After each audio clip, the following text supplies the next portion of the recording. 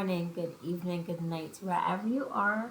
Welcome back to Lana's Little Things with me, Dr. Lana, specialist gerontologist, talking all things on living agelessly, bridging generational gaps, family caregiving, entrepreneurship, living agelessly, just life itself.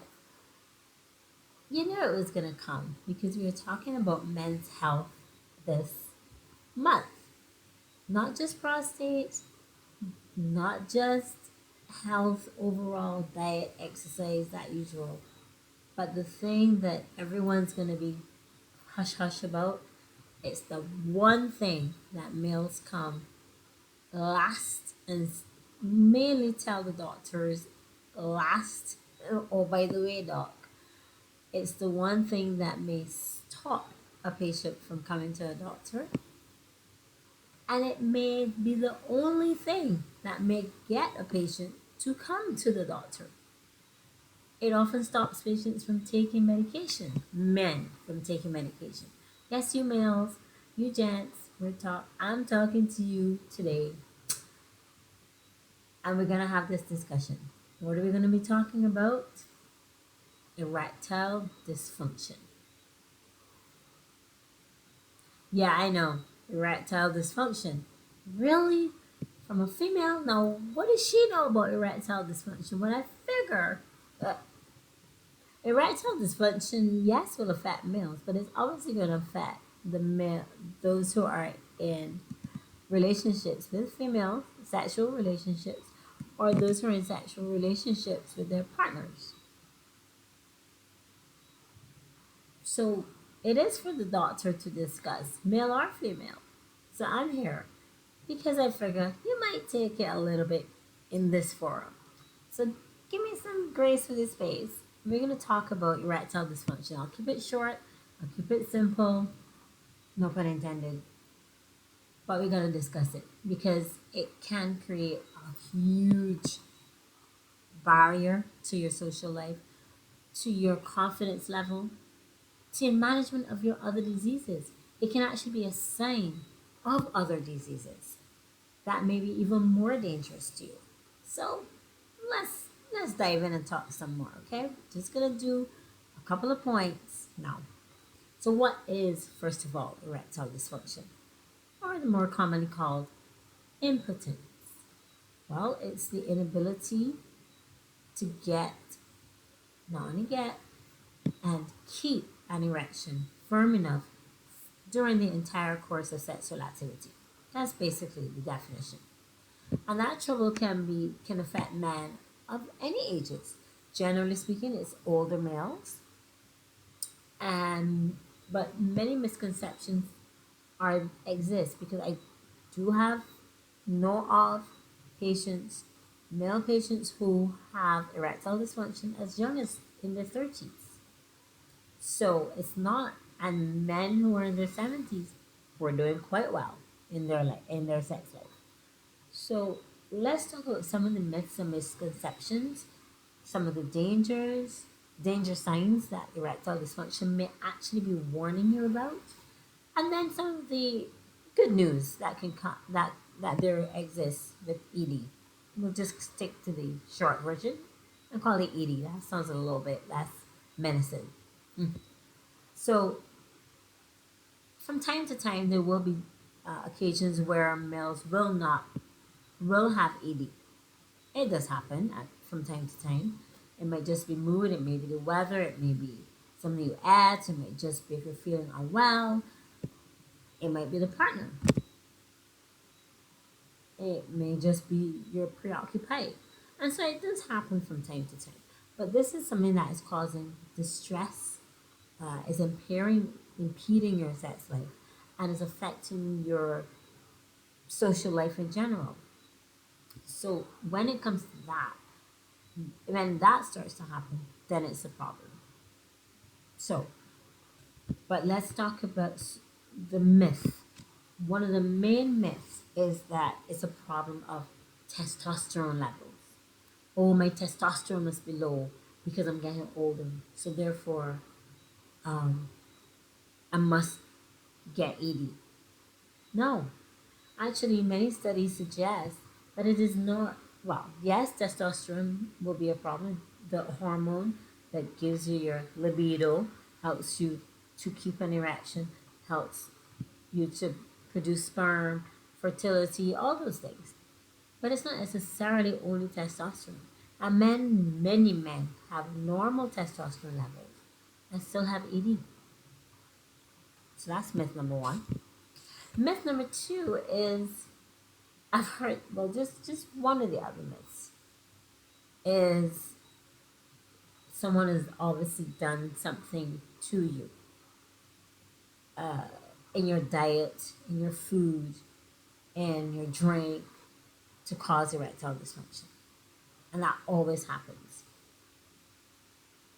While there are foods and there are beverages that may generally, let's say, increase your desire for sex, let's say caffeinated beverages, high potency beverages, don't call names, but there are others that are common beverages that might reduce your libido.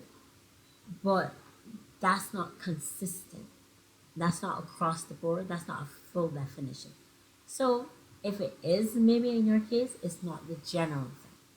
So that's myth bust number two. So let's talk about what exactly happens in erectile um, ED. Let's just say. So we mentioned it's trouble getting an erection, reminder, trouble keeping an erection, but it's also reduced sexual desire. So we just talked about things that may reduce your desire, your mood, your general health, your general fitness level. When you need to see the doctor? Well, let's just say, as I said, that's the one main thing that will bring a male into the clinic. Doc, it's just not happening. But this is after all the discussions about my finger and my heart and my blood pressure. And then as they're about to go through the door, um, also want to talk about, you know, down there. There's nothing shameful in it.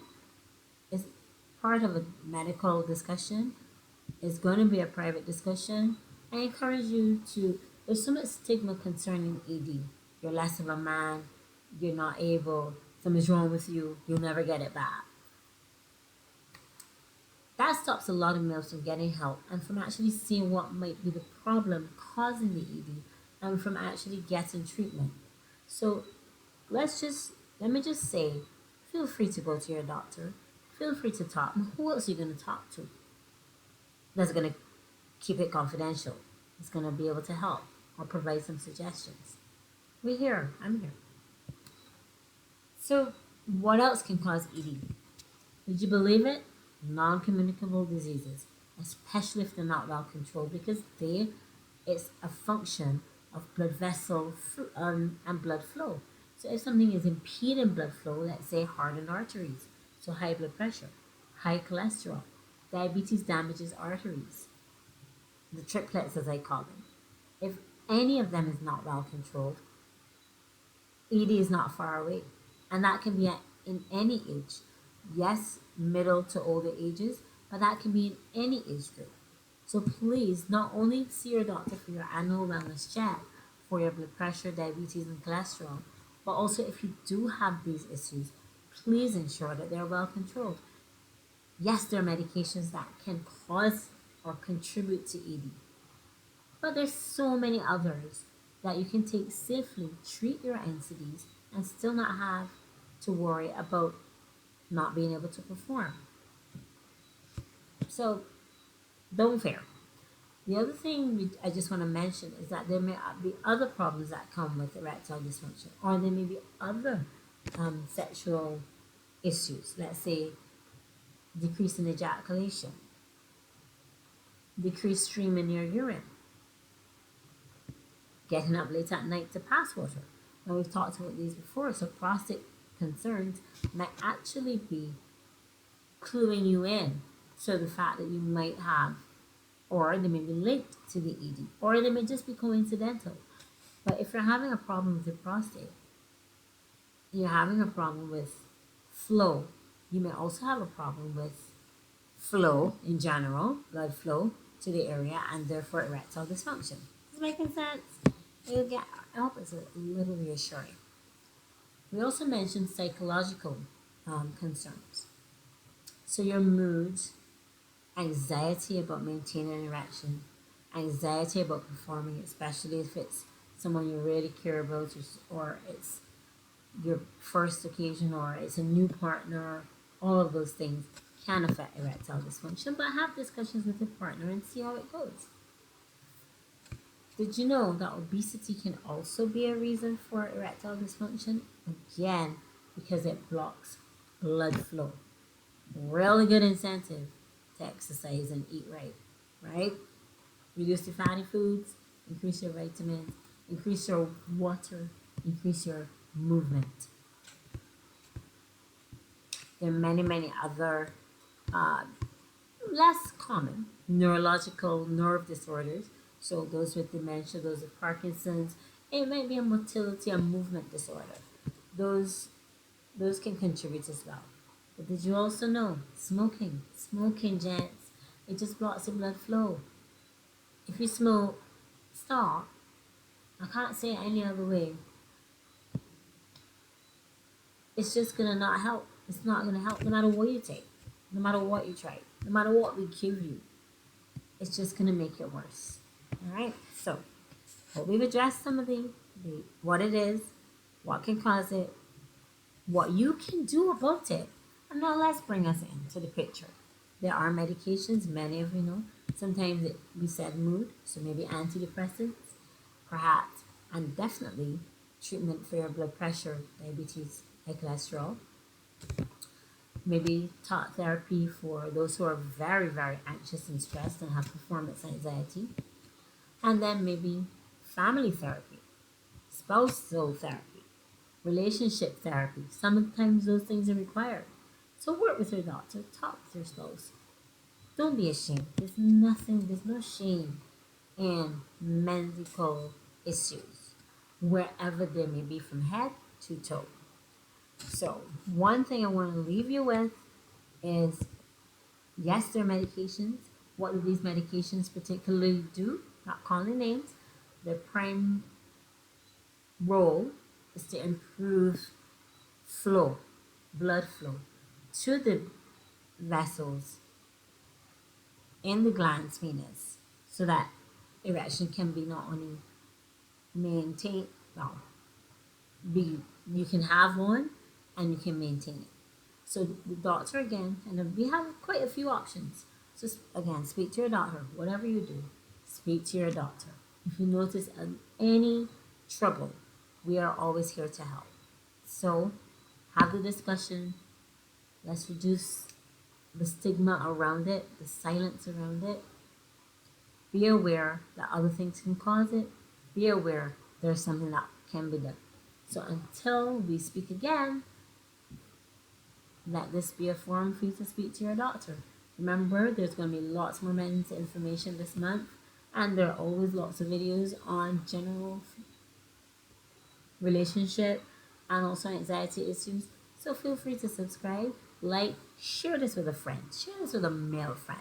Talk among yourselves, then talk to your doctor. Dr. Lana signing out.